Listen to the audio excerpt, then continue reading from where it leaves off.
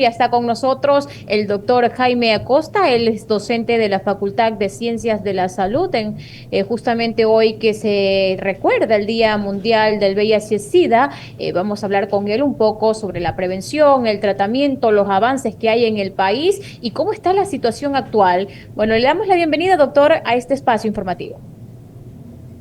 Muy buenas tardes y agradezco inmensamente esta invitación. Doctor, justamente ya para entrar en materia en cuanto a esta situación hoy que se conmemora, hoy 1 de diciembre, el Día Mundial del SIDA, así rápidamente cuéntenos cuál es la situación actual en cuanto a esta enfermedad en el país. Bueno, el HIV es un virus que ha producido una epidemia aproximadamente desde los 1980. Actualmente, según los últimos datos del informe propio del Ministerio de Salud Pública, en 2024 se registraron aproximadamente 5.400 nuevos casos, lo que significa 15 diagnósticos diarios. Y según las estadísticas y las estimaciones de la OPS y de Ecuador, se estiman aproximadamente 52.000 personas que viven con HIV en el país. Doctor, si nos ponemos a comparar años atrás, ¿esta situación sigue siendo alarmante o es una situación que se va con el paso de los años un poco controlando, tomando también conciencia por parte de las personas? Bueno, yo creo que estamos en un medio término, ¿no? En comparación a otros países de la región, estamos relativamente bien. De hecho, hemos mejorado algunas cosas, como por ejemplo, desde el 2017 se sacó un protocolo para disminuir esta incidencia de ITS que incluyen HIV y se bajó, de hecho, por ejemplo, el riesgo infantil en las mujeres embarazadas del 40% al 2% gracias a estos protocolos. De todas formas, lamentablemente es una enfermedad asintomática que no presenta ninguna molestia, ningún malestar hasta después de varios años, produciendo que muchas veces se deje pasar por alto. Entonces, estamos yo creo que a medio término, pero definitivamente necesitamos que la población esté consciente que el riesgo está ahí, que esta enfermedad existe y que de hecho, si no empezamos a implementar protocolos, si no hay tamizajes en las personas y grupos de riesgo, definitivamente este problema se va a mantener a través del tiempo, ya que es bastante silencioso. Doctor, ¿actualmente existen tratamientos más efectivos para este virus?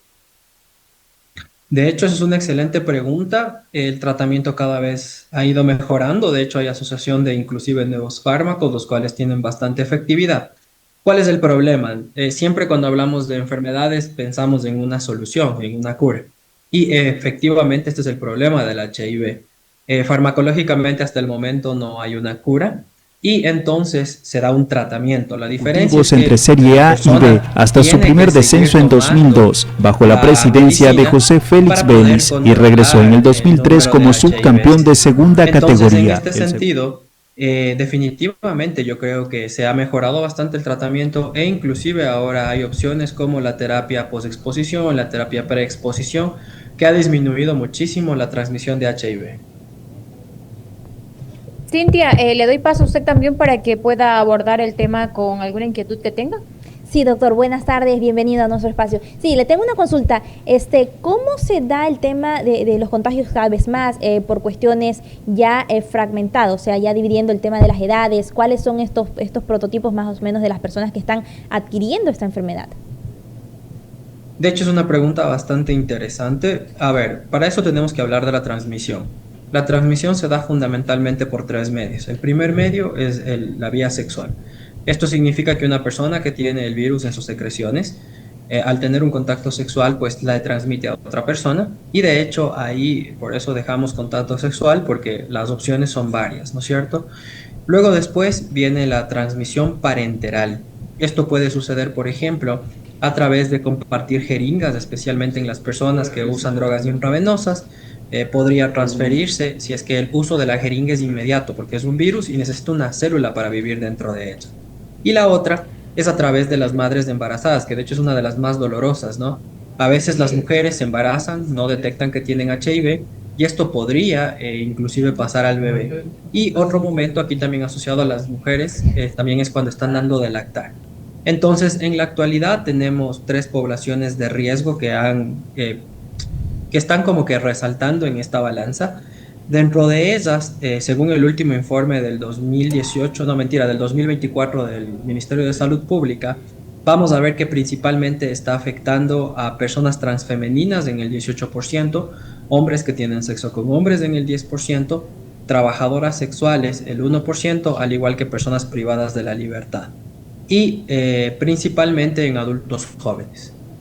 Ahora, doctor, una consulta también ya en el tema de la salud, ¿no? Que usted hablaba del tema de la transmisión parental. Se ha dado, incluso el Ministerio de Salud Pública tiene una estadística penosa, ¿no? Que es el tema de la transmisión de esta enfermedad de madres a hijos también, pero cuando las madres son adolescentes. ¿Cuál es la incidencia de estos casos y cómo hacer un poco más de conciencia o cómo deberían tal vez trabajar también el tema del Ministerio de Salud y el tema también de otros, en este caso la Fiscalía, que llevan ya estos casos que ya son extremos? Bueno, realmente la incidencia en las mujeres embarazadas ha mejorado. Por supuesto, siempre es un riesgo las mujeres adolescentes porque lamentablemente no siempre tienen la información, ¿no? Yo creo que debemos partir de eso, de justamente estos Claro, espacios exacto. para poder Doctor, llegar a informar a las personas. claro, ¿Sí? una puntualidad que me faltó decirle. Esto se da también en el caso de violaciones, específicamente hablando ya para concretar este caso. ¿Cómo debería desarrollarse tal vez política pública, trabajo social, trabajo del ministerio y también en conjunto con el tema de las autoridades para que vean y por la seguridad tanto de las niñas, de las víctimas, como también por los bebés que nacen? Bueno, entonces aquí ya es una área multidisciplinaria, ¿sí? Porque primero, justo dentro del mismo Ministerio de Salud Pública, una es la estrategia para transmisión de VIH, otra es la estrategia de embarazo en adolescencia y otra es la estrategia de violencia. Y dentro de los protocolos de violencia que hace poco sacaron y de hecho han empezado a implementar en los diferentes hospitales del IES y del MSP, una de los tipos de violencia puede ser la violencia sexual. Y claro, por supuesto, esto es algo súper complicado y grave porque en los casos de violencia sexual se debe activar un protocolo y dentro de este protocolo una pequeña parte, porque tiene que haber muchas cosas, como por ejemplo el ambiente, los familiares, cuál fue el motivo, ¿no es cierto? Porque pueden haber motivos dentro de la familia o fuera de la familia, etcétera. Y entonces que inclusive deberían recibir apoyo psicológico. Ya hablando particularmente del HIV, hay una ventaja. Y la ventaja es que si es que se reporta de forma rápida, hay algo que se llama la terapia post-exposición. Estas mujeres que han tenido el acto de violencia sexual pueden ser sometidas a una terapia de HIV, que es aproximadamente un mes, que si la persona sigue estrictamente esta terapia, porque tiene que tomar las medicinas todos los días, entonces el riesgo de pasar a HIV a esta persona es relativamente bajo, pero depende de dos factores. El primero, que se instale o se instaure, se comience lo más rápido posible. Y la segunda, que por supuesto el paciente tome la terapia post-exposición, que básicamente es como darle la terapia para los pacientes que están infectados, pero por un tiempo específico. Y hablando justo de lo que me preguntaban de la prevalencia en las embarazadas, se han hecho algunos protocolos, que es un poquito diferente a los casos de violencia sexual, y se estima más o menos una prevalencia de 0.16% en Ecuador. Pero definitivamente, lamentablemente, aún siguen habiendo casos. ¿Y por qué es importante esto? Porque la mujer embarazada no es solo un paciente, son dos pacientes. Y de hecho, evitar la transmisión vertical o también conocida como la transmisión de madre a hijo es súper importante por dos motivos. El primero, porque si esa mujer se detecta temprano, puede entrar en terapia antirretroviral. Durante el embarazo hay medicamentos especiales para la embarazada que hacen que baje la carga viral. Si baja la carga viral, entonces esto significa que la probabilidad de transmisión al bebé, al feto en ese momento, durante el embarazo, es prácticamente mínima, nula. Y además de eso, estas mujeres entran en un protocolo especial de parto en donde deben ir por cesárea. Entonces, si juntamos la terapia contra el VIH, que es la terapia antirretroviral, más la atención del parto en estas mujeres específicamente por cesárea, básicamente la transmisión de madre a hijo es prácticamente nula. Y ahora, doctor, el tema de lo que usted comentaba de la terapia, ¿cómo en sí, cómo las personas pueden, bueno, en el tema de la post-exposición, sí está otorgando el Ministerio de Salud Pública, sí está realizando este tipo de entrega, en este caso la terapia que es post-exposición, sí están abastecidos en este caso. Sí, de hecho, justamente hay algunos hospitales que son centinela y especialmente en esos hospitales centinela tenemos una gran fortuna. Estas estrategias de VIH vienen desde afuera. Entonces, inclusive la compra de medicamentos se hace a través de la Organización Panamericana de la Salud. Y afortunadamente, gracias a toda esta ayuda externa que tenemos, de hecho, en la mayoría de hospitales que son centinelas, se puede tener el acceso, especialmente en algo que se llama aquí clínica de VIH. Entonces, algo súper importante es que esto es una combinación de medicamentos antirretrovirales que evita que este virus se establezca en el organismo y evidentemente tiene un tiempo crítico. Y por supuesto, no, nada es mejor que la prevención y especialmente si es una relación consensuada, no hay nada mejor como el preservativo, especialmente cuando son parejas que no son definitivas. Yuri, nos acompaña en esta jornada el doctor Jaime Acosta, docente de la Facultad de Ciencias de la Salud de la UICEC, con quien estamos hablando sobre el Día Mundial del SIDA, que nos comente también sobre cómo es la situación a nivel nacional y cuáles son esos protocolos, sobre todo en cuanto al tratamiento y la incidencia también de esta enfermedad. Doctor, para continuar con la entrevista, estábamos hablando sobre el tema de la transmisión, también el tema de los tratamientos. Ahora usted, ¿cuáles creen que son esos factores que influyen en que esta cifra se mantenga? Usted comentaba que en comparación con otros países, pues estamos en una cifra media, pero ¿qué está pasando para que esta cifra no se reduzca? Tenemos varios problemas. Yo creo que uno de los problemas que tenemos es bueno, dos cosas, ¿no? Podemos ver problemas que están un poco en la sociedad también, ¿no? Porque es este tabú, es esta forma de ver al HIV como despersonalizado, como no es algo que me puede pasar, no es algo que existe para mí. De hecho, lamentablemente, si hay casos en el Ecuador, si es que tenemos un contacto con alguien que podría estar infectado y tenemos este riesgo de transmisión, podría darse. Entonces, lo primero es la comunicación, una comunicación clara, transparente, en lenguaje muy fácil de entender, en donde se diga, mire, este es un problema, este es un virus, se transmite de esta forma como ya hemos discutido, y que las personas tengan esa conciencia, porque si evidentemente yo no tengo el conocimiento de cómo me puedo infectar o cómo se puede transmitir, pues por supuesto yo puedo cometer el error y caer en estos riesgos. Y la segunda es un poquito también relacionado al sistema de la salud, pero, o sea, como les dije, esto tiene ayuda de varias estrategias externas, entonces está muy bien. Y yo creo que las cosas en las que se pueden mejorar es una prevención sostenida, como una educación sexual integral, acceso universal a preservativos y pruebas rápidas, que estas pruebas rápidas estén disponibles en todo el Ecuador, en centros de salud, tanto del IES como del MSP de acceso fácil. El problema es que muchas veces el acceso es complicado porque primero yo tengo que sacar una cita, tengo que explicarle al médico por qué me quiero hacer. Hay en otros países en donde hay clínicas. Las clínicas están disponibles. Uno va, se toma la prueba, la clínica solo sirve para eso, para llegar, decir, miren, tuve un contacto, tengo miedo o por cualquier cosa me quiero hacer la prueba, para descartar, para tener salud o lo que fuera, y la persona puede acceder directamente a la prueba. Esto nos va a permitir una detección temprana y la detección temprana también nos permite justificar a través de la estadística las compras de los medicamentos, asegurar que hayan esos medicamentos en nuestro país y la persona tratada va con un buen tratamiento, con los medicamentos adecuados, que siga las prescripciones, las medicaciones justo cuando tiene que ser, entonces esto va a bajar la carga viral y va a disminuir también la transmisión. Y por supuesto, este tratamiento tiene que ser inclusivo, con acceso equitativo y continuo a los antirretrovirales, porque como ustedes escucharon, algunas de estas poblaciones son poblaciones en riesgo. Y como son poblaciones que ya tienen varios riesgos, no solamente para esto de HIV, de hecho, deben entrar en un protocolo especial para la atención de estos pacientes y, por supuesto, descartar. Y esto nos lleva a algo súper importante, la eliminación del estigma.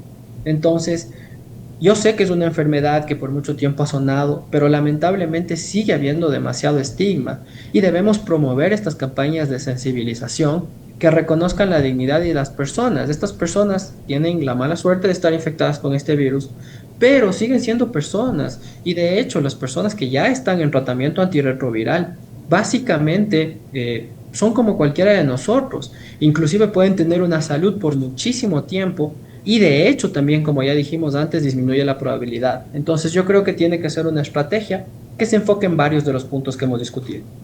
Ya, ahora doctor, también en este contexto de la enfermedad, ¿no? Del VIH, del SIDA y todo esto, ¿cuál es actualmente la expectativa de vida de quienes padecen? Tengamos en cuenta que cada vez la medicina ha avanzado y no es lo mismo hablar de esta enfermedad ahora que hace unos 10 o 20 años. De hecho, esa es una excelente pregunta y por eso yo les animo, ¿no es cierto? Que si por cualquier cosa de la vida ustedes han tenido alguna situación de riesgo, por ejemplo, no sé, usan drogas intravenosas, han tenido relaciones sexuales sin protección, entre otras, entonces ustedes vayan al centro de salud más cercano y se hagan la prueba. ¿Y por qué? Porque en la actualidad la terapia antirretroviral es muy efectiva.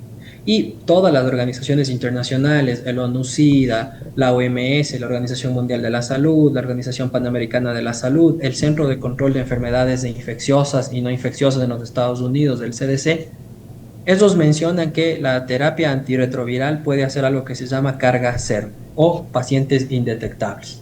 ¿Qué significa que el paciente sea indetectable? Nosotros hacemos un examen en sangre para ver cuántos virus hay en la sangre de este paciente. Esto nos marca cómo va progresando la enfermedad. En el pasado, como no habían estos tratamientos tan avanzados, el virus aumentaba, dañaba las células del sistema inmunológico del paciente y generaba algo que es el famoso SIDA, que ahora está cambiando un poco esas denominaciones, pero lo que todo el mundo conoce es el síndrome de inmunodeficiencia adquirida. Y de hecho, curiosamente, el HIV, sí, raramente el propio virus generaba una afección en la salud que generaba mortalidad. De hecho, más bien la mayoría de veces los pacientes morían por infecciones sobreañadidas. ¿Qué pasa en la actualidad? Y en esto quiero ser muy enérgico. En la actualidad, los pacientes que van a las clínicas de HIV y reciben los tratamientos van a tener una expectativa de vida como las otras personas, porque ya no tienen esta condición de baja de la inmunidad, que es el famoso síndrome de inmunodeficiencia adquirida, y no tienen el riesgo de mortalidad por estas infecciones. De todas formas, básicamente estas personas que tienen una buena terapia antirretroviral, con muy buen apego a los servicios de la salud, básicamente pueden morir como cualquiera de nosotros por una causa que no esté relacionada al HIV. Entonces es extremadamente positivo esta terapia antirretroviral porque puede prolongar la vida de esta persona prácticamente como cualquier persona que ni siquiera tuviera infección. Y ahora, doctor, también usted hablaba de una que ya no se personaliza como tal la enfermedad o como que parece que a nadie le va a pasar. ¿Usted cree que tal vez se subestima también por parte de los jóvenes, de las personas que tal vez tienen estas citas esporádicas, con las aplicaciones de citas, entablan este tipo de relaciones, de acercamientos, pues, y obviamente pues tienen contacto sexual sin ningún tipo de protección? ¿Cree usted que tal vez se abusa de esto y que se está como que subestimando prácticamente que a esta posibilidad que puede pasarle a cualquiera? Efectivamente, ¿no?